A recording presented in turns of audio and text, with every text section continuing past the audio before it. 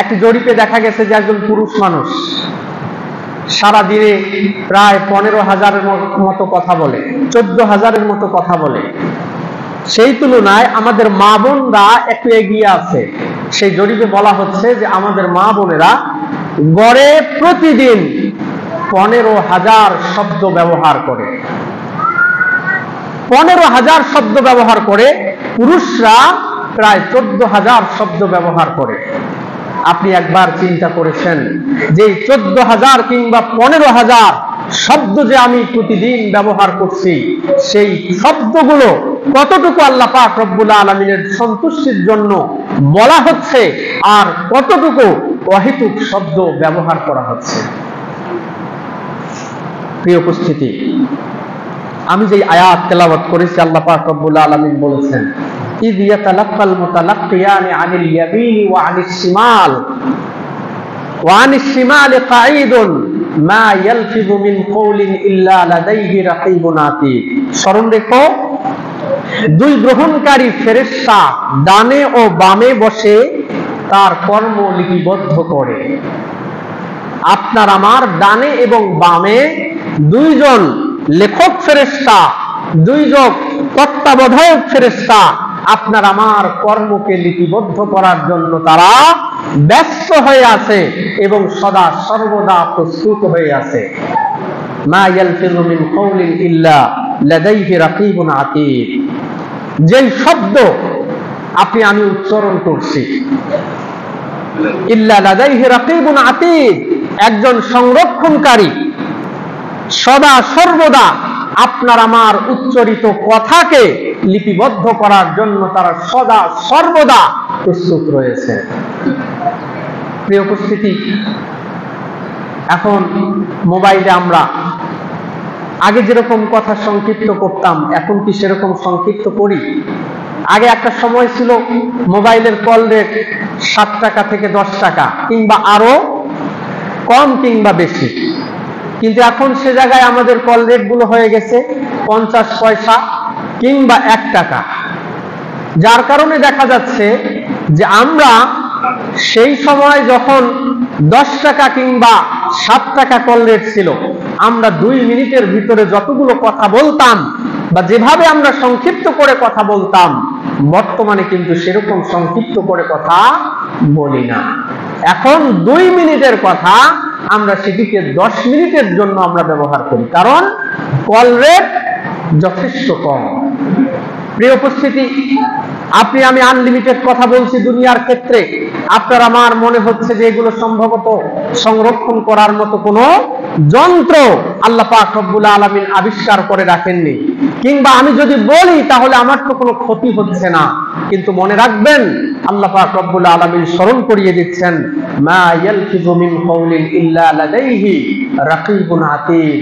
তোমার উচ্চারিত প্রত্যেকটি শব্দকে সংরক্ষণ করার জন্য মহান আল্লাহ পাক রব্বুল আলামিন নিয়ন্ত্রক, একজন সংরক্ষণকারী, একজন ফেরেশতাকে নিযুক্ত করে দিয়েছেন। সুতরাং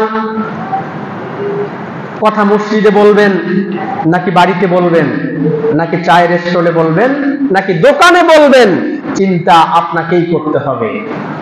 অনর্থক কথা বলবেন নাকি আল্লাহর জিকিরে নিজেকে ব্যস্ত রাখবেন, নাকি সুবহানাল্লাহ পড়বেন, নাকি আলহামদুলিল্লাহ পড়বেন, এটি আপনাকেই সিদ্ধান্ত নিতে হবে। প্রিয় উপস্থিতি, জবান দিয়েছে এর অর্থ এই নয় যে আপনার মন যা চায় সেটি আপনি বলবেন।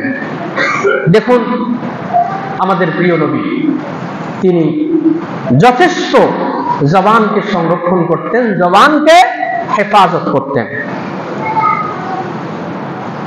একজন সাহাবী আল্লাহ রাসূল সাল্লাল্লাহু আলাইহি ওয়াসাল্লামের কাছে সে বলল, ইয়া রাসূলুল্লাহ, হাদিসনি বিআমরিন আতাসিমু বিহি। হে আল্লাহর রাসূল, আপনি আমাকে এমন একটি আমলের কথা বলুন যেই আমলটাকে আমি সুদৃঢ়ভাবে, মজবুতভাবে আঁকড়িয়ে ধরব, মানে এই আমলটা আমি করতেই থাকবো, এই আমল আমি কোনোভাবেই বাদ দেব না। আল্লাহ রাসূল সাল্লাল্লাহু আলাইহি ওয়াসাল্লাম বললেন, ক্বালা কুল রাব্বি আল্লাহ। সাহাবী, তুমি বলো রাব্বি আল্লাহ, আমার রব হচ্ছে আল্লাহ। আমার রব হচ্ছে আল্লাহ। আমরা তো সবাই বলি যে আমাদের রব হচ্ছে আল্লাহ। এবং কবরের প্রশ্নও হবে মান রব্বুকা, তোমার রবকে? ঈমানদাররা উত্তর দেবে রব্বি আল্লাহ, আমার রব হচ্ছে আল্লাহ। আমরা দোয়া করি আল্লাহ আমাদেরকে এই প্রশ্নের উত্তরগুলো সঠিকভাবে দেওয়ার তৌফিক দান করুন, আল্লাহুম্মা আমিন। রাসূল এতটুকু বলেই ক্ষান্ত হলেন না, তিনি বললেন সুম্মাস্তাকিম, অতঃপর অটল থাকো। তুমি রবকে রব হিসাবে স্বীকৃতি দিয়ে, রবকে রব হিসাবে মেনে নিয়ে এটির উপরে তুমি অটল থাকো। অটল থাকার অর্থ রবকে রব হিসাবে মেনে নিলে রিজিকের চিন্তা না করা, রবকে রব হিসাবে মেনে নিলে হারামের পথে পা না বাড়ানো, রবকে রব হিসাবে মেনে নিলে 5 ওয়াক্ত সালাতকে বাদ না দেওয়া, রবকে রব হিসাবে মেনে নিলে ফরজ যাকাতকে বাদ না দেওয়া, রবকে রব হিসাবে মেনে নিলে ফরজ হজকে বাদ না দেওয়া, রবকে রব হিসাবে মেনে নিলে ফরজ ইলম শিক্ষা থেকে নিজেকে গুটিয়ে না নেয়া। এটির নাম হচ্ছে রবকে রব হিসাবে মেনে নেওয়া।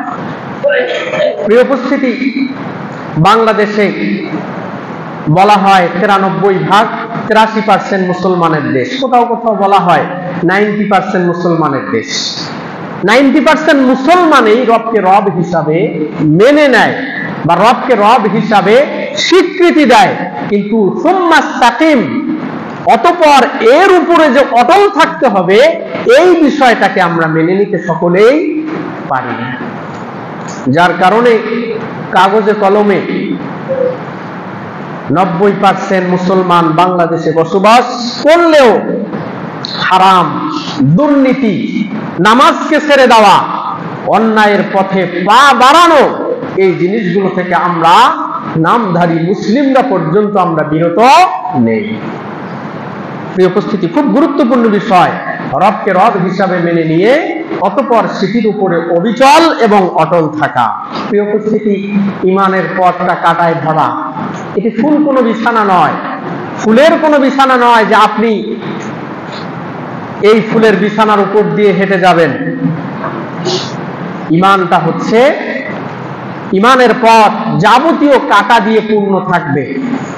হালাল হারাম, যাবতীয় হারাম দুনিয়ার মধ্যে বিস্তৃত থাকবে, আপনার চোখের সামনে হারাম অপশন থাকবে, কিন্তু সেগুলোকে বাদ দিয়ে হালালটাকে খুঁজে নেওয়া, এটি হচ্ছে রবকে রব হিসাবে মেনে নিয়ে তার উপরে অটল থাকা।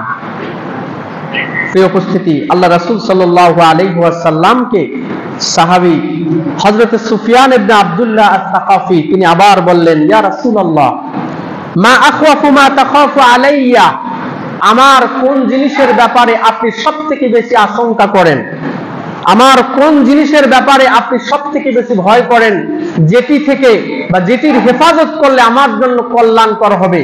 এরকম প্রশ্ন আবার আল্লাহ রাসূলকে সাহাবী করলেন। আল্লাহ রাসূল বললেন, ফাআখাযা বিলিসানি নাফসি, আল্লাহ রাসূল নিজের জিহ্বাটাকে ধরলেন, জবানটাকে ধরলেন। সুম্মা ক্বালা হাযা, অতঃপর বললেন এই জিনিসটা, অর্থাৎ এই জিনিসটার ব্যাপারে আমি তোমার জন্য সবথেকে বেশি আশঙ্কা করি।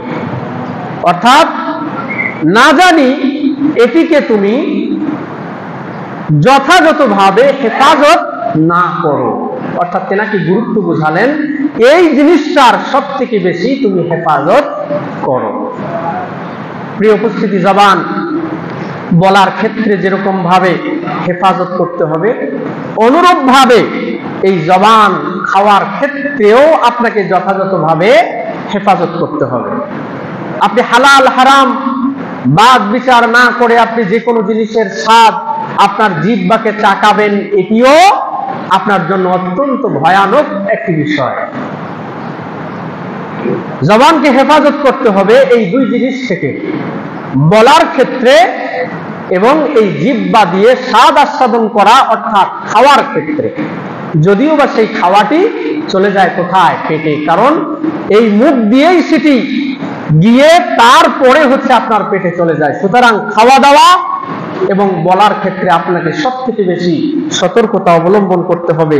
আল্লাহ আমাদের সকলকেই বুঝার তৌফিক দান করুন। সকলে বলে আল্লাহুম্মা আমিন।